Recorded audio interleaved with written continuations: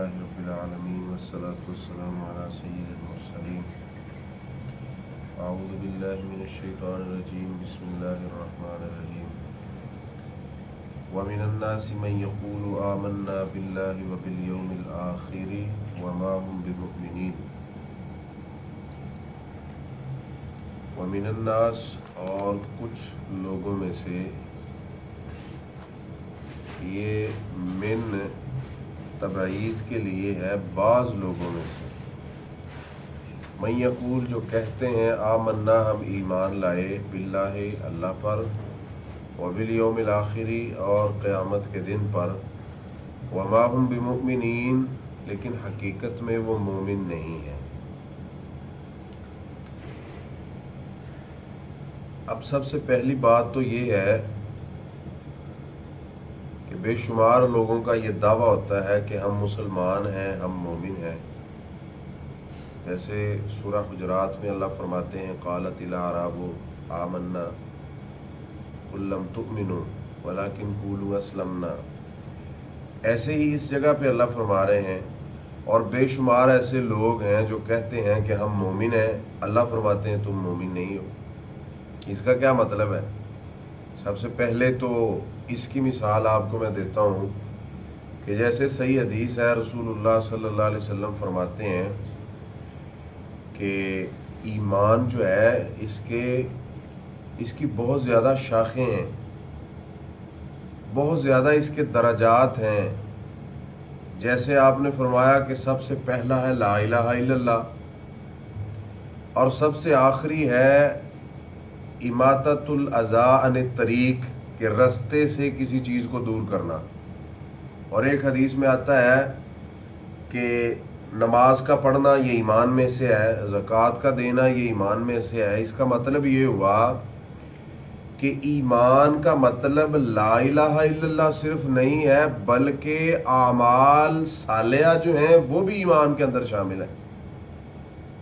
مثلاً ایک بندہ لا الہ الا اللہ پڑھ کر وہ دروازے میں داخل ہوا ایمان کے، اس کے بعد نماز، روزہ، حج، زکوٰۃ، حتیٰ کہ جتنی نیکیاں ہیں، سب سے آخری اور سب سے کم تر جو نیکی ہے وہ اللہ کے رسول فرماتے ہیں کہ طریق سے، راستے سے تکلیف کو دور کرنا ہے، کانٹے اٹھا دینا، اینٹیں اٹھا دینا، کوئی بھی چیز ہے۔ تو اس کا مطلب یہ ہوا کہ عمل صالح کا نام ایمان ہے۔ آج کل بے شمار مسلمان ہیں جو بد اعمال ہیں، بے نماز ہیں، روزہ نہیں رکھتے، زکوٰۃ ادا نہیں کرتے، استطاعت کے باوجود حج نہیں کرتے، کوئی نیکی نہیں کرتے۔ ان کا دعویٰ کیا ہے؟ آمنا باللہ، اللہ فرماتے ہیں ما ہم بمومنین، تم کہتے ہو ہم مومن ہیں، اللہ کہتے ہیں ایسے ایمان کی مجھے ضرورت نہیں ہے۔ دوسرا، اس جگہ پہ اللہ تعالیٰ نے منافقین کے بارے میں ارشاد فرمایا، اور انداز کیا ہے کہ وَمِنَ النَّاسِ، لوگوں میں سے کچھ ایسے ہیں۔ دیکھیں عبداللہ بن ابی یہ سر فہرست ہے منافقین میں سے، اللہ کے رسول کے سامنے بیٹھا ہوا ہے۔ اللہ تعالیٰ یہ بھی فرما سکتے ہیں کہ یہ منافق ہے، لیکن اس کے باوجود اس کا نام لے کر اس کو ظاہر نہیں کیا، بلکہ یہ فرما دیا کہ لوگوں میں سے بعض ایسے ہیں جن کا یہ دعویٰ ہے کہ ہم ایمان لائے، اور اس کا یہ دعویٰ تھا کہ میں مومن ہوں، مسلمان ہوں، وہ کلمہ پڑھتا تھا، نماز پڑھتا تھا رسول اللہ صلی اللہ علیہ وسلم کے پیچھے، ٹھیک ہے۔ اللہ فرماتے ہیں تو مومن نہیں ہے، چونکہ اس نے دل سے کلمہ نہیں پڑھا تھا۔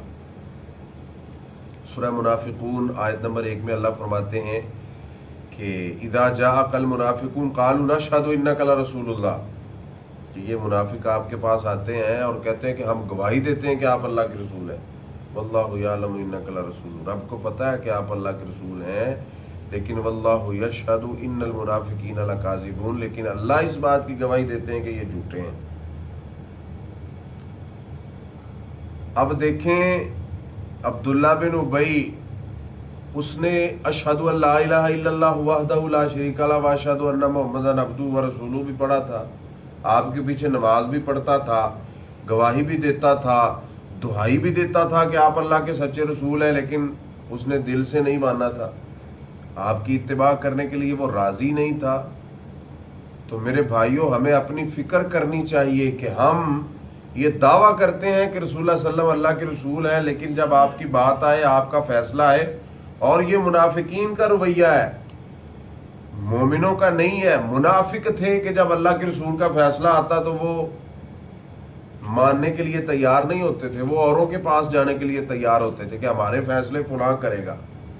تو صحابہ کرام نے سختی سے رد عمل کیا ان باتوں کا اور ایسے لوگوں کا. ٹھیک ہے, تو اللہ فرماتے ہیں کہ ان المنافقین لکاذبون, یہ جھوٹے ہیں, اوپر سے کہتے ہیں اللہ کے رسول ہمارے نبی ہیں, ہم ختم نبوت کو مانتے ہیں, اللہ کے رسول کے بعد کوئی نبی نہیں آئے گا, آپ سچے ہیں, لیکن اندر سے یہ نہیں مانتے, اندر سے یہ اوروں کی مانتے ہیں, آپ کی نہیں مانتے.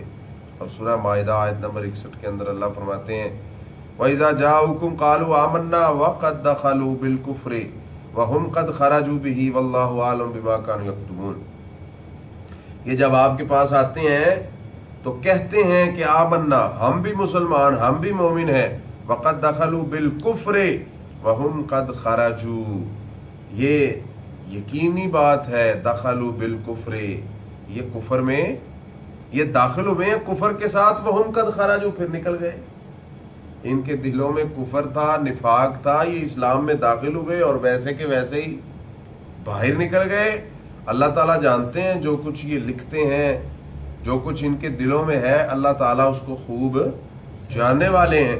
اور صحیح بخاری کے اندر حدیث نمبر 34 ہے, حضرت عبداللہ بن عمر رضی اللہ تعالیٰ عنہ فرماتے ہیں ان نبی صلی اللہ علیہ وسلم قال اربع من کن فیہ کان منافقا خالصا, جس کے اندر 4 علامات ہوں وہ پکا منافق ہے.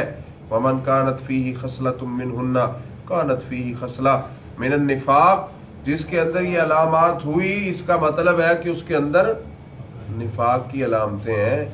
اس کا مطلب یہ ہوا کہ اس کے دل میں نفاق ہے, وہ مومن نہیں ہے. کون سی ہیں؟ رسول اللہ صلی اللہ علیہ وسلم فرماتے ہیں حتیٰ یداہا, حتیٰ کہ ان کو چھوڑ دے, توبہ کر لے, صحیح ہو جائے, اپنی اصلاح کر لے, اپنے آپ کو ٹھیک کر لے. اذا اؤتمن خانہ, جب اس کو امانت دی جائے تو اس میں کیا کرتا ہے؟ خیانت کرتا ہے. یہ بہت بڑی بات کر دی اللہ کے رسول نے. اذا اؤتمن خانہ کے اندر ایسے سمجھیں جیسے آپ نے سمندر میں کوزہ بند کر دیا ہے. اور آپ کو پتہ ہونا چاہیے کہ اللہ کا قرآن امانت ہے, جو اس میں خیانت کرتا ہے وہ مومن نہیں ہے. رسول اللہ صلی اللہ علیہ وسلم کی حدیث اور آپ کی سنت امانت ہے, جو اس میں خیانت کرتا ہے وہ مومن نہیں ہے. دیکھیں رسول اللہ صلی اللہ علیہ وسلم کا طریقہ, اللہ تعالیٰ نے ہمیں امانت دی ہے کہ یہ قرآن تمہارے لیے امانت ہے, رسول اللہ صلی اللہ علیہ وسلم کے فرمان, آپ کی سنت, آپ کی حدیث ہمارے لیے امانت ہے. جو اس میں خیانت کرتا ہے اس کا مطلب ہے کہ وہ منافق ہے. ہماری مجلس کی باتیں ہمارے لیے امانت ہیں, ٹھیک ہے, میاں بیوی کی گفتگو ایک دوسرے کے لیے امانت ہے. ایسے ہی آپ دیکھ لیں کہ کتنے ایسے شعبے ہیں ہماری زندگی کے متعلقہ کہ جو ہمارے لیے امانت ہیں, کیا ہم اس میں خیانت تو نہیں کر رہے؟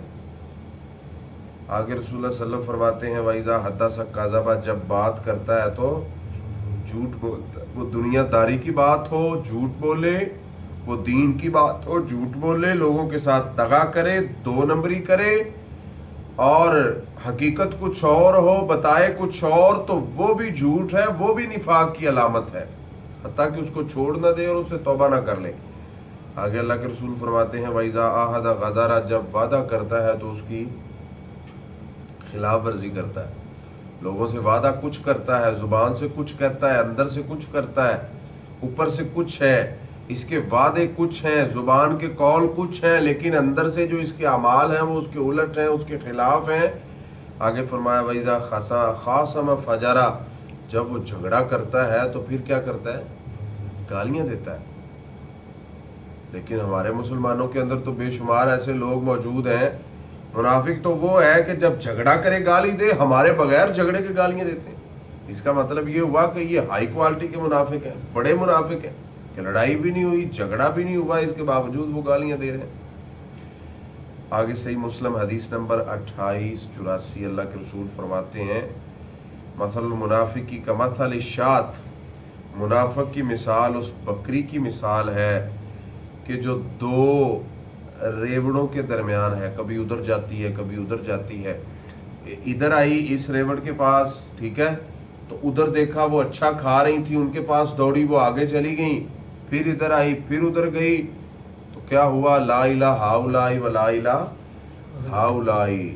یہ بہت بڑی منافق کی نشانی ہے، نہ ادھر کے رہے نہ ادھر کے رہے۔ جو بھی ان کے پاس آیا وہ کہتے تھے جی ٹھیک ہے ہم آپ کے ساتھ ہیں۔